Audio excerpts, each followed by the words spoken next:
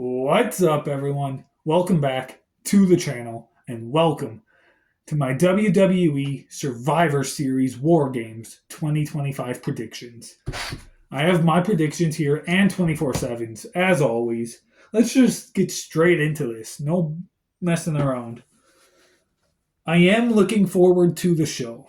Yeah, there's only 4 matches on the card. You guys know how I feel about that. If not, go watch episode 2 of the Wrestle Ramble. I think it's episode 2. Go watch that. You'll understand why I don't like match cards that are 5 matches or less. But yeah, let's just get straight into this. Let's start with the women's War Games match. We have on one side Rhea Ripley, Io Sky, Charlotte Flair, Alexa Bliss, and AJ Lee, of all people. AJ Lee is in there.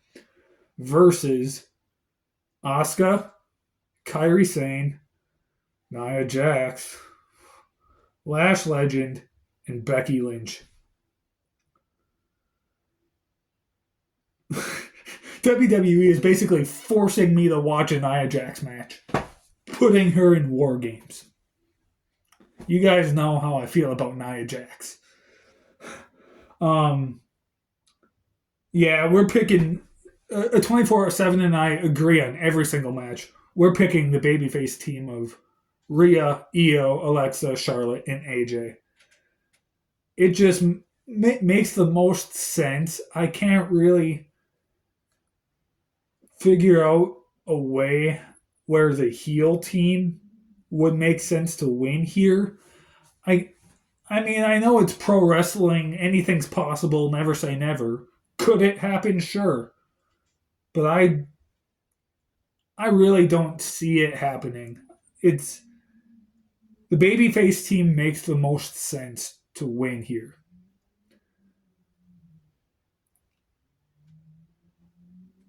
I I'm actually kind of surprised that AJ Lee is in this match. It's only going to be her second match since returning, and it's going to be War Games of all matches. Like, why?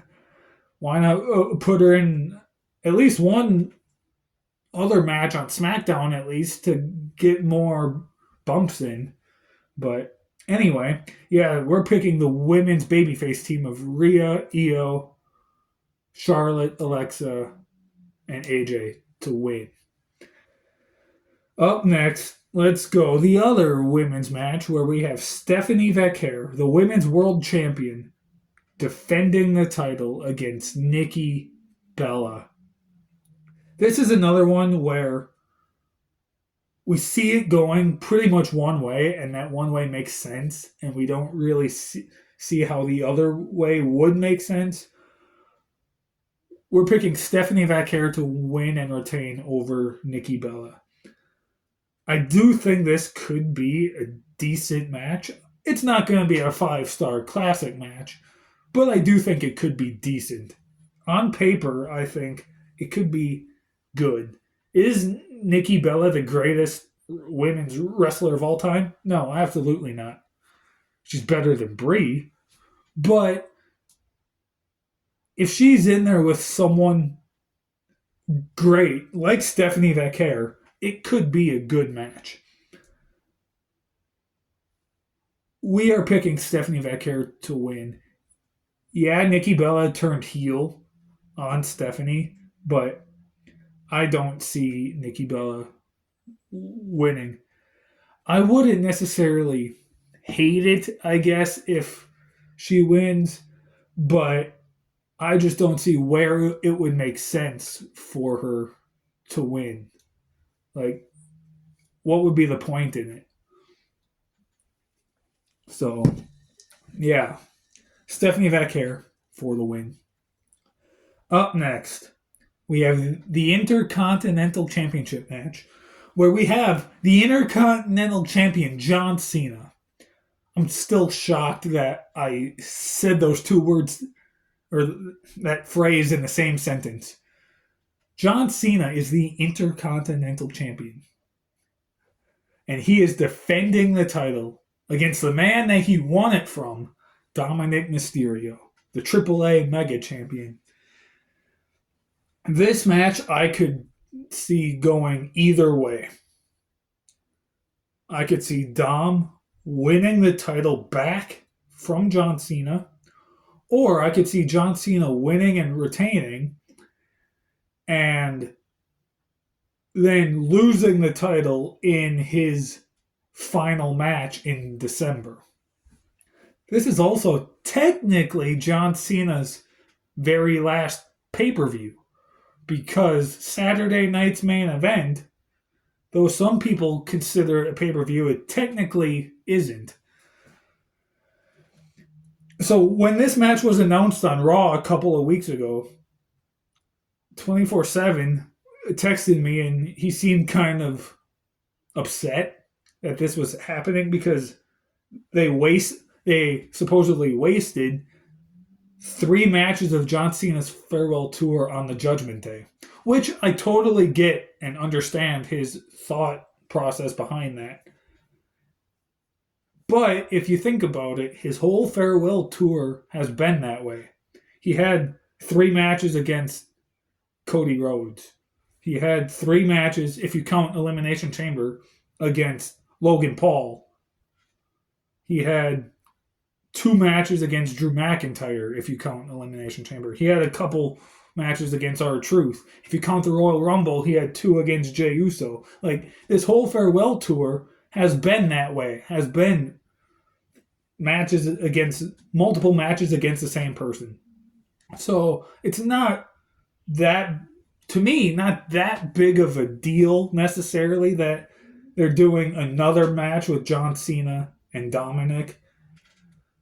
So I'm always like open-minded, more of a casual, not casual fan, but like open-minded, where I try not to let things bother me. And my mindset is, as long as it's good, I don't really care what happens. So, yeah.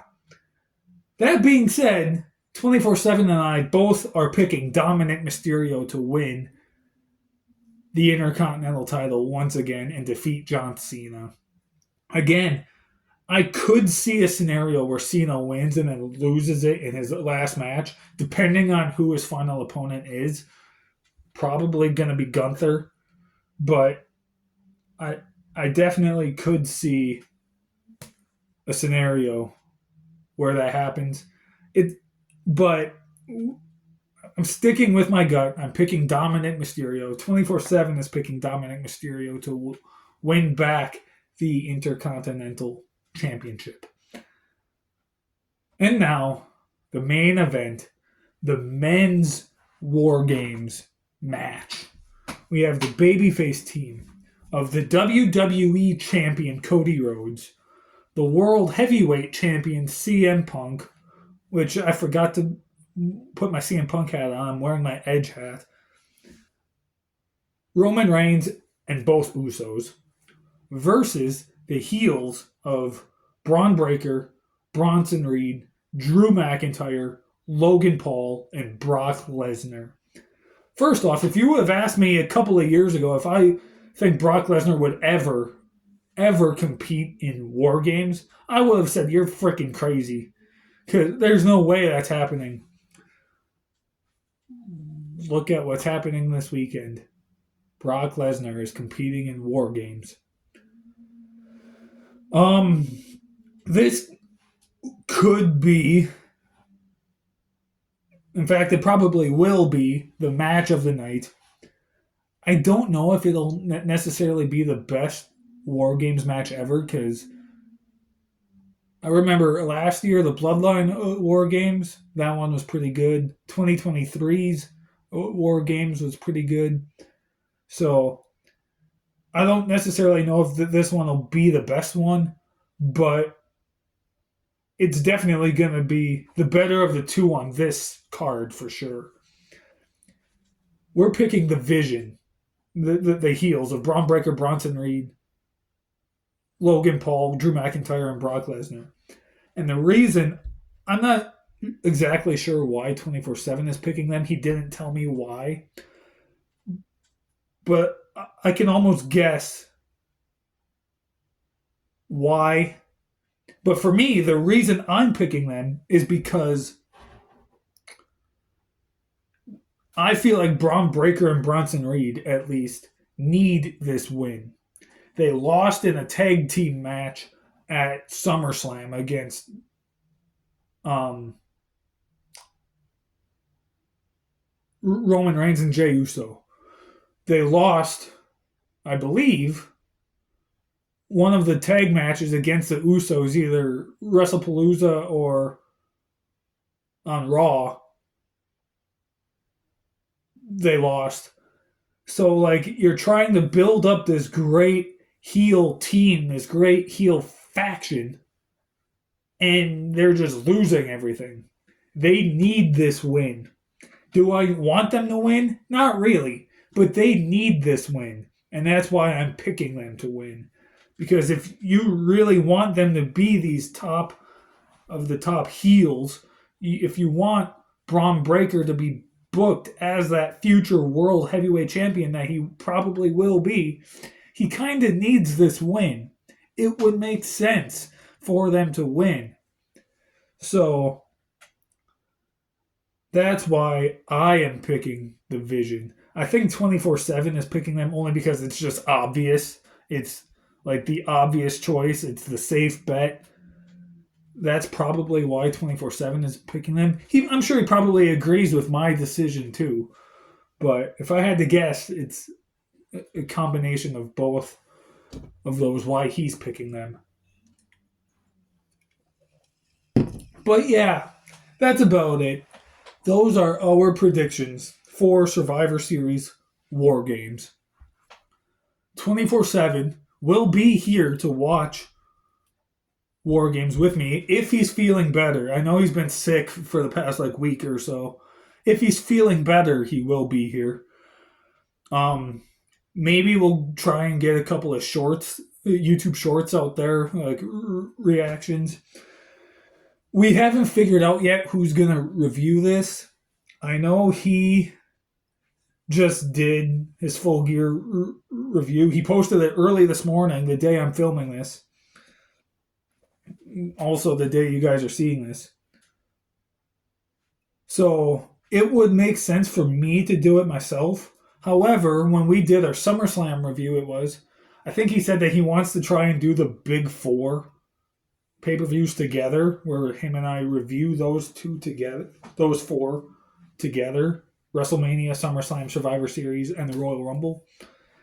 So that may happen. We may get the review of this together next weekend. So I'm not sure yet, but stay tuned. It will come at some point next week. All right? Thank you so much for watching. Have a great Thanksgiving, all of you. Hope you are thankful for your family or friends or whatever. I'm thankful for all of you. Have a great Thanksgiving. Thank you so much for watching. Stay tuned for so much more. See you guys next time.